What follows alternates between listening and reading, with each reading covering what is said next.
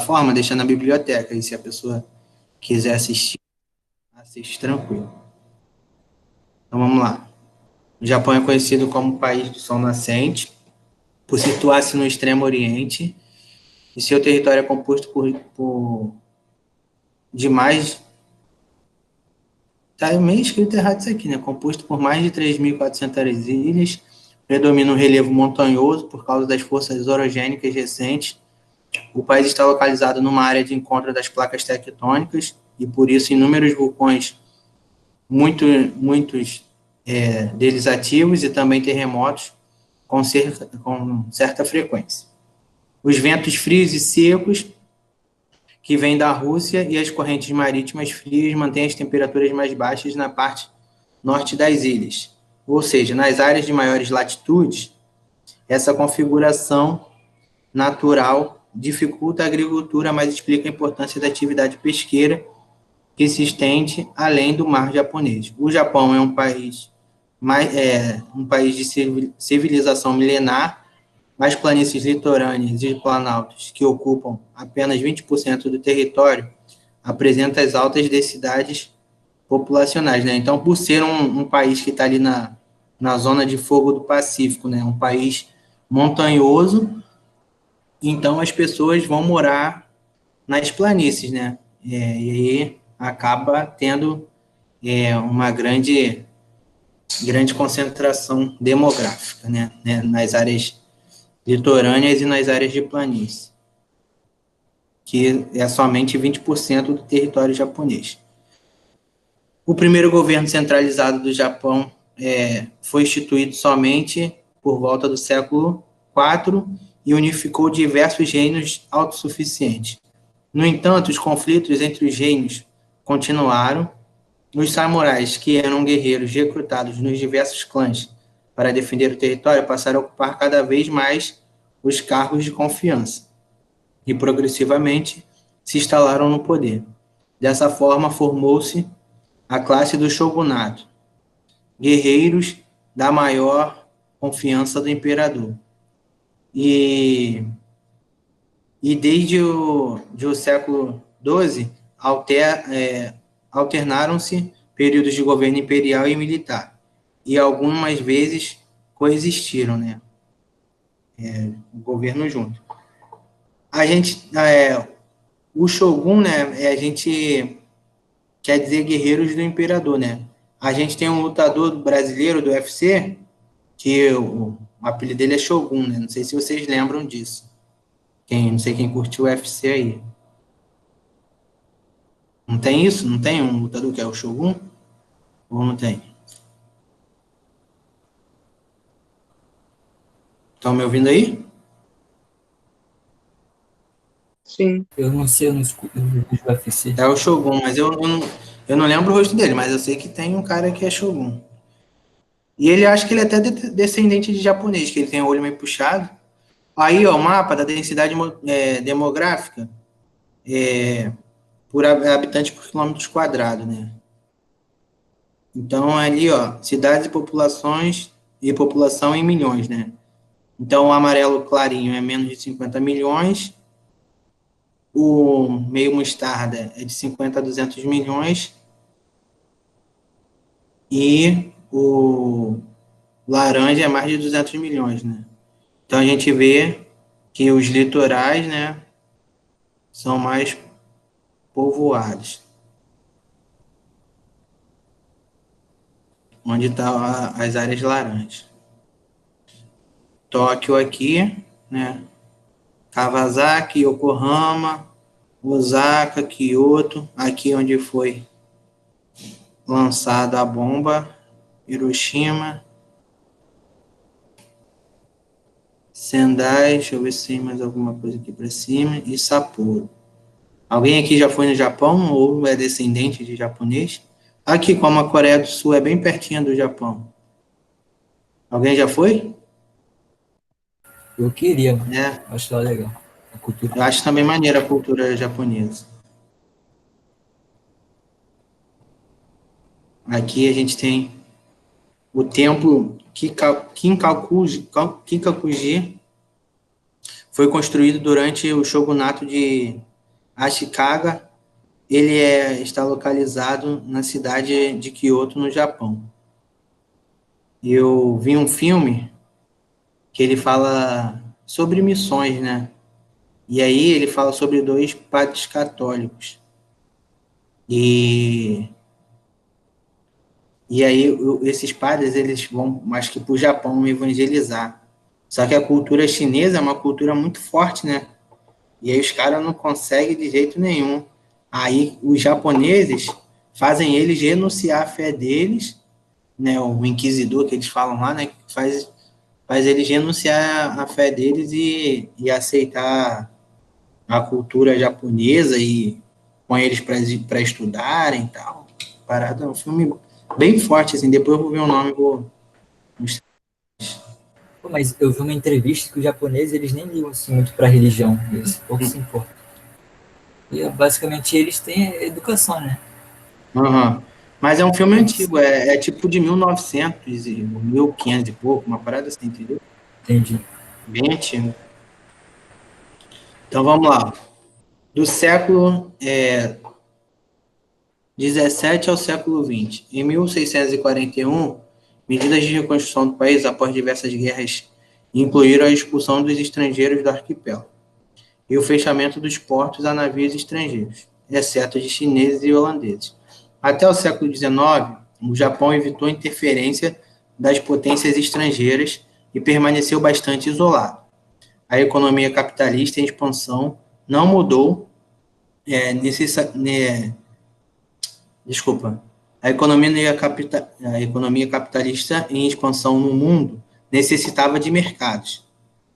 Em 1853, a pressão das potências estrangeiras para a abertura dos portos no Japão provocou uma crise que resultou na derrubada definitiva do shogunato e no fortalecimento do poder do imperador. Entre 1868 e 1912, o jovem imperador Matsuhito alcançou o poder e marcou o início da era Meiji. Sem abrir mão da cultura milenar, o Japão imperial se abriria para o Ocidente e se iniciava o processo de unificação, reestruturação e modernização política e social do país. Foram efetuadas mudanças radicais que incluíram a extinção dos domínios feudais, a criação de infraestrutura industrial e uma reforma cultural e educacional.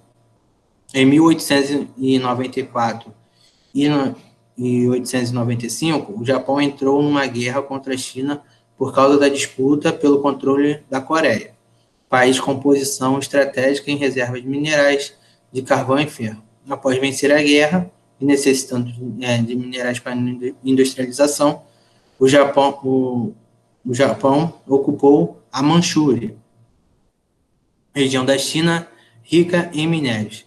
Essa região da Manchúria e da Coreia foram motivos da disputa entre Japão e Rússia. Em 1904 e 1905, com mais uma vitória, o Japão passaria a ser a nação mais influente da Ásia.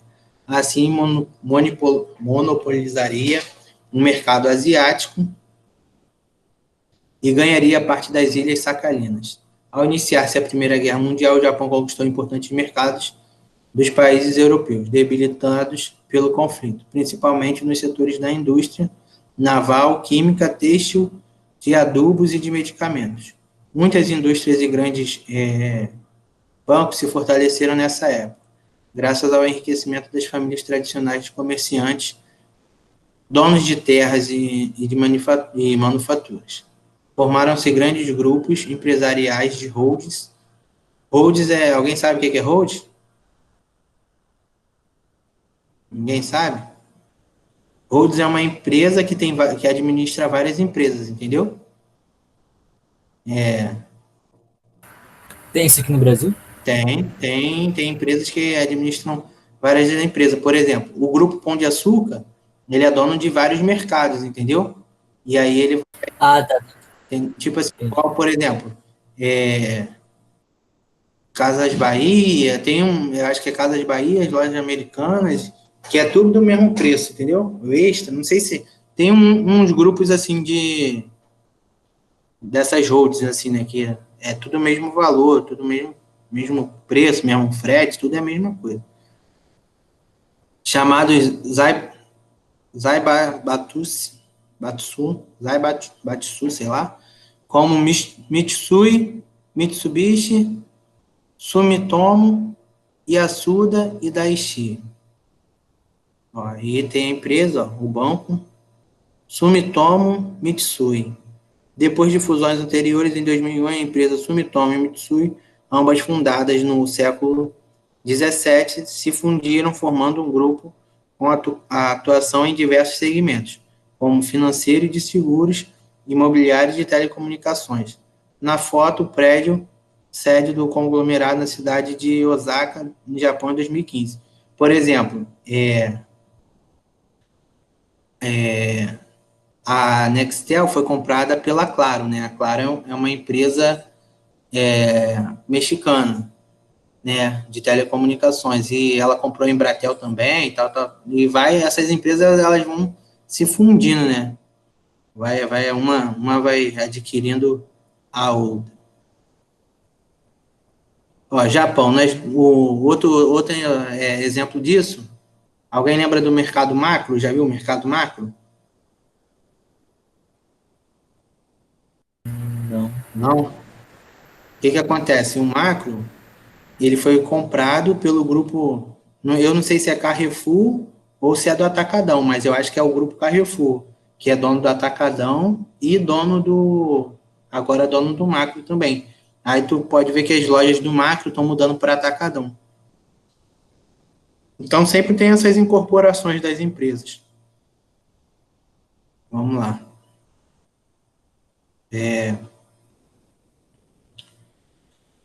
Japão nas duas guerras mundiais. Após a Primeira Guerra Mundial, os produtos japoneses já não tinham o mesmo espaço no mercado. A quebra da Bolsa de Nova York em 1929 e as campanhas militares na China pelo controle da Manchúria afetaram mais ainda a economia japonesa. Após uma década, os Estados Unidos suspenderam a venda de matérias-primas para o Japão. Em 41, o Japão declarava guerra contra os Estados Unidos e a Inglaterra. A Segunda Guerra Mundial terminou em 45. O fim foi particularmente trágico para o Japão, que sofreu o ataque da bomba atômica dos Estados Unidos, que destruiu as cidades de Hiroshima e de Nagasaki. Houve também outras consequências, como a dissolução dos Zaibatsu, a ocupação do território japonês e o controle das atividades econômicas pelos estadunidenses até 1951. E aí a gente tem a foto. O Japão se rendeu à Guerra Mundial após o bombardeio nuclear nas cidades de Hiroshima e Nagasaki em agosto de 45. Reconstrução japonesa. Para retomar o desenvolvimento econômico, depois da destruição do parque industrial e da proibição da produção de armamentos, o país investiu em infraestrutura e contou com financiamentos externos.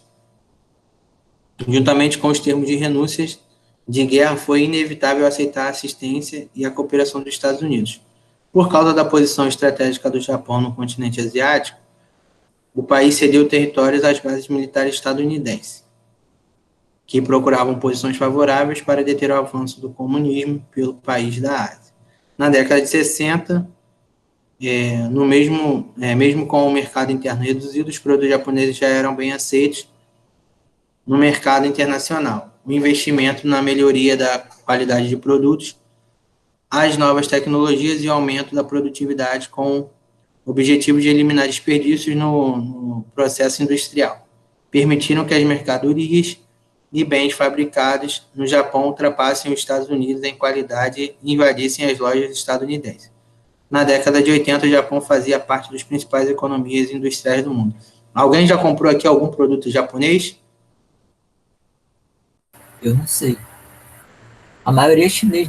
Né? Ninguém nunca teve um Tamagotchi, um celular japonês, Xing Ling? Nunca. O Tamagotchi, minha prima já teve. Deve ser Eu acho que chinês. Tamagotchi, eu acho que é japonês, não sei se é chinês, não. Mas a gente vê os carros também, né? A Mitsubishi, a Toyota também. Né? Ó, Bases militares dos Estados Unidos no Japão em 2010. Então, vamos lá.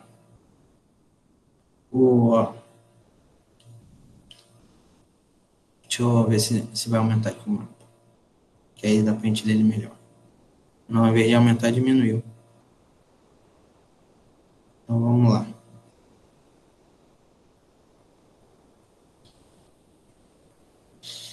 Aqui, ó, em verde claro, são as zonas de livre comércio, né? São as ZEs. Então, o pontilhado é a extensão, né? Reivindicada pelo Japão, das ZEs. Conflito territorial e suas extensões, né? Aí a gente está vendo aqui, tem um aqui. O roxinho, área de operações conjuntas, acordo de pesca interno. Essa meia-lua aqui, o confronto. Essa colunazinha roxa é o número de militares estadunidenses. E a estrelinha é a base militar, né? Então, vamos lá. Uma base militar em Yokonawa, né? Uma não. 6 aqui. É uma área de conflito. Aqui é a zona pesqueira, tal. Vamos lá. Deixa eu ver aqui algo. É aqui onde acontece a área do confronto com a China. Aí vocês veem aqui, ó, a Coreia do Norte faz fronteira com a China, né? E a Coreia do Sul, ó, é quase grudada aqui no Japão. Ó. Hiroshima, Nagasaki, outra aqui, outra base militar, né? Tóquio também tem, Yokohama. Então, aqui ó, a gente vê aqui que tem cerca aí de uns 40 mil militares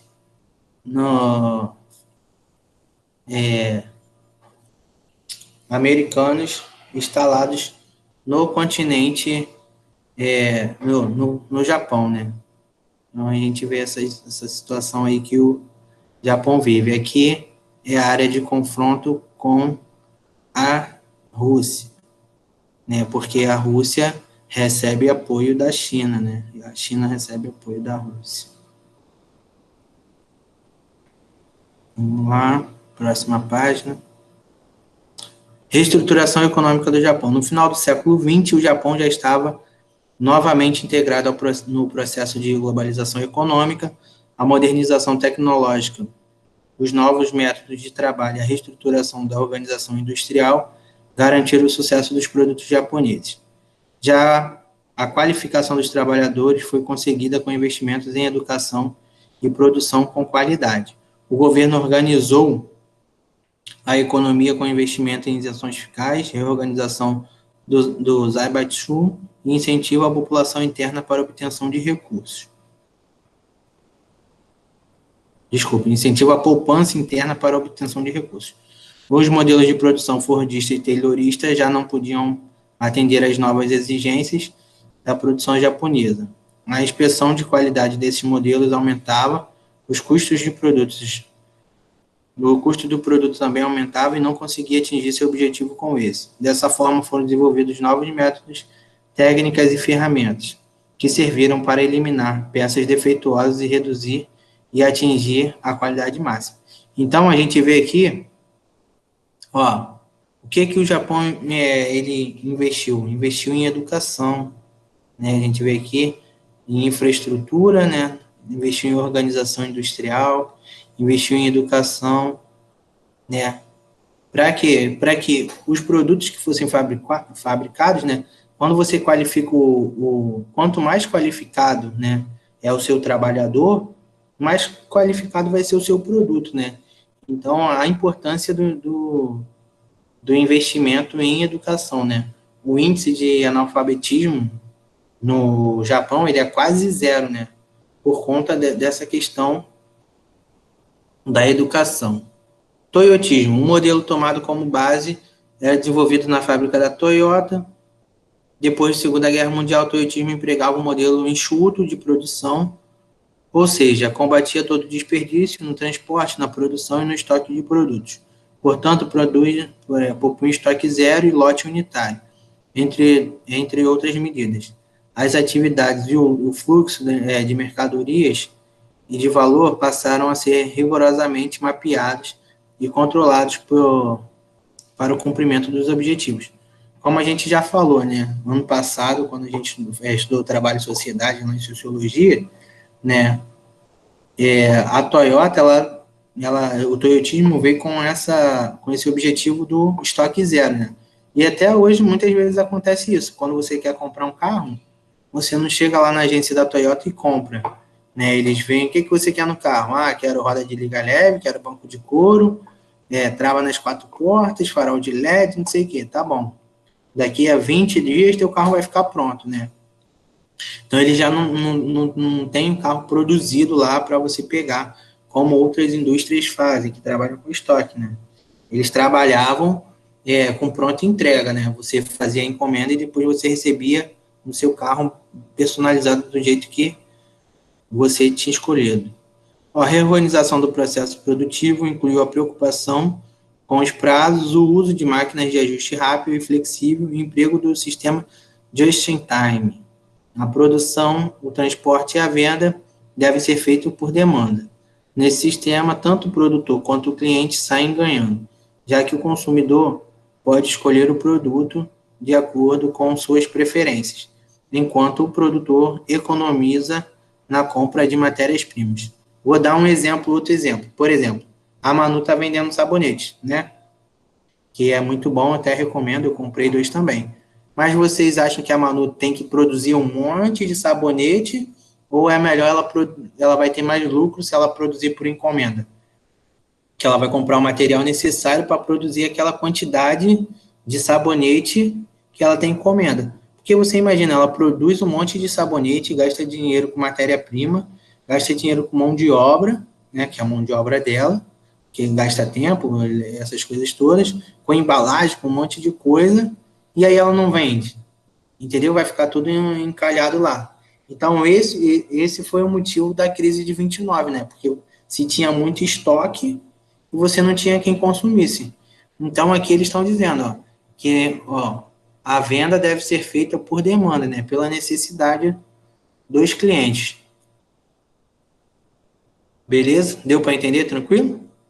Tranquilo. Beleza, então. Dessa forma, os produtos são montados em pouco tempo após a venda em poucas unidades. Além de trabalhar com o estoque mínimo de matérias-primas, os funcionários fixos, por sua vez, são constantemente treinados para cumprir suas funções com agilidade. As relações estreitas com parceiros comerciais, a seleção de fornecedores, a proximidade geográfica das grandes unidades fabris com as pequenas e médias empresas fornecedoras e a manutenção dos pequenos lotes garante a eficiência do just-in-time.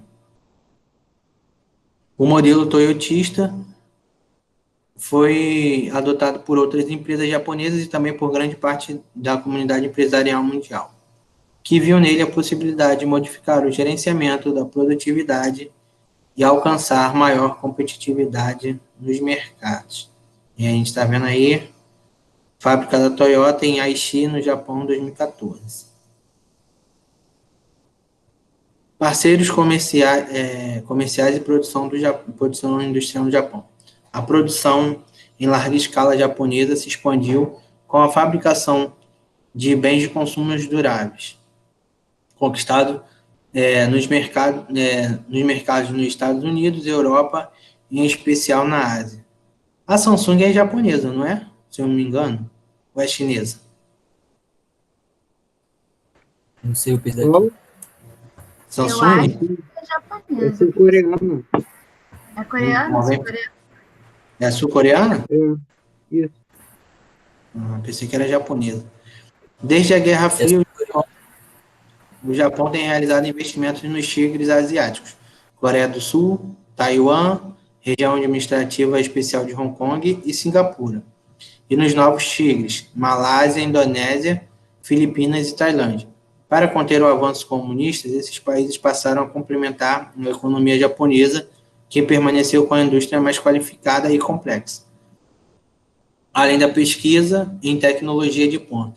Em troca de transferência de indústrias japonesas de tecnologia e de equipamentos, os tigres e os novos tigres asiáticos ofereceram vantagens como mão de obra mais baratas, facilidades fiscais, entre outros.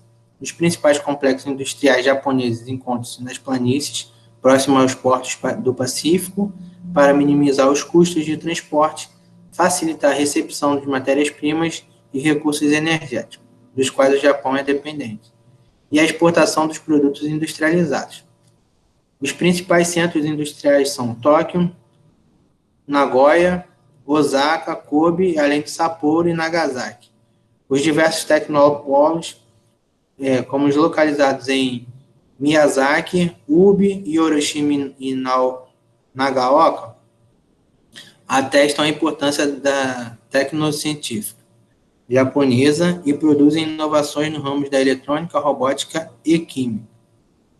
E a gente está vendo, parece até São Gonçalo, né? A foto é tudo organizadinho, tudo limpinho, os prédios, tudo arquitetado, né? Igualzinho.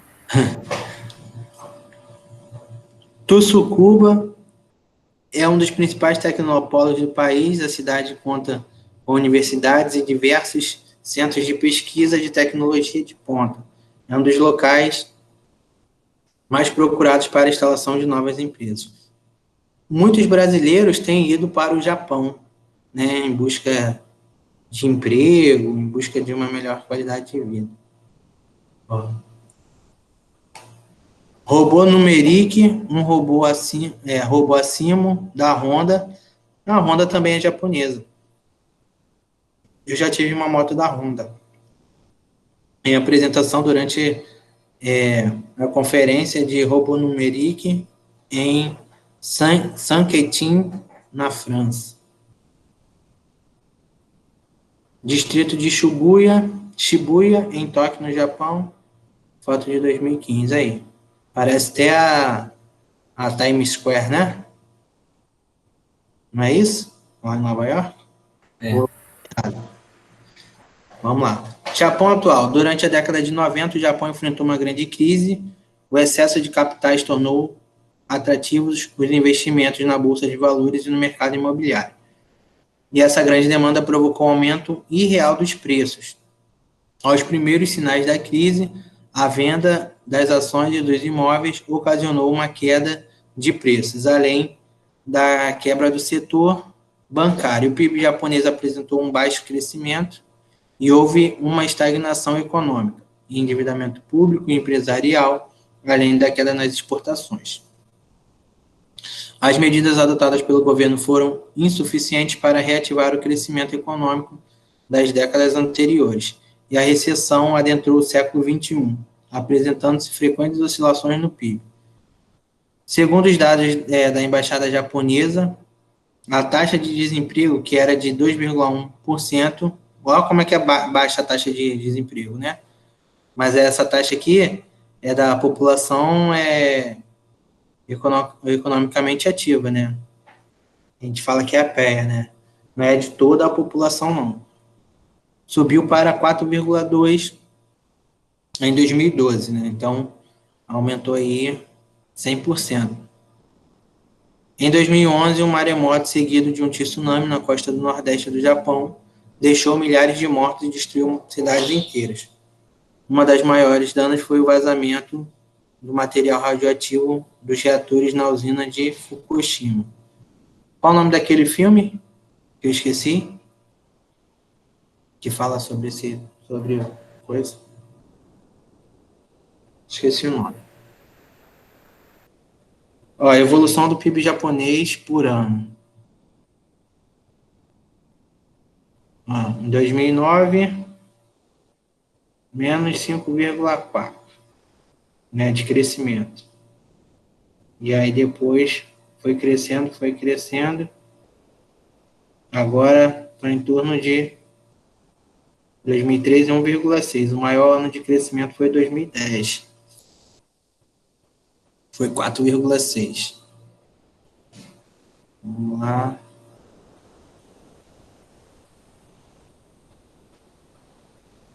Eles crescem rápido. É porque a mão de obra lá é muito, muito barata, né, cara? Deixa eu ver aqui. Eu acho que o próximo é exercício. Ah, não. Questão energética. Vamos lá. Questão energética. O Japão pobre em recursos energéticos, petróleo, gás e outras matérias-primas. Depende do petróleo e do gás natural da Rússia, além do petróleo dos países do Oriente Médio. Por quê? Como ela está na zona de fogo ali do Atlântico Sul, né?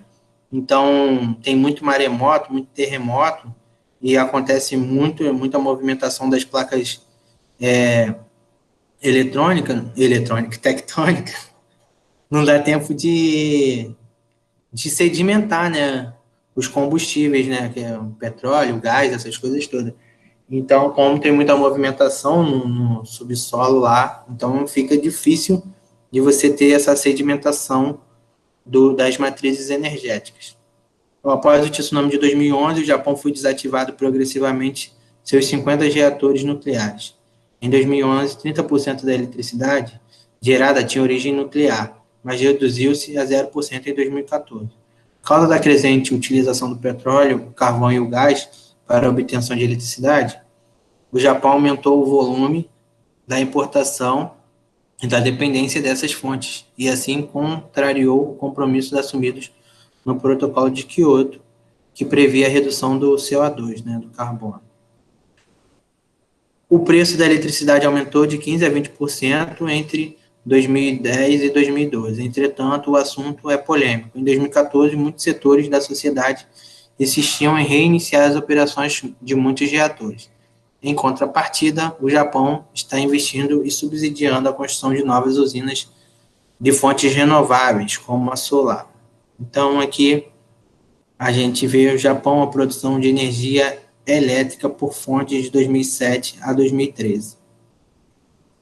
Então, combustíveis fósseis, né, gás natural, petróleo e carvão, né, é a maior fonte de energia do Japão.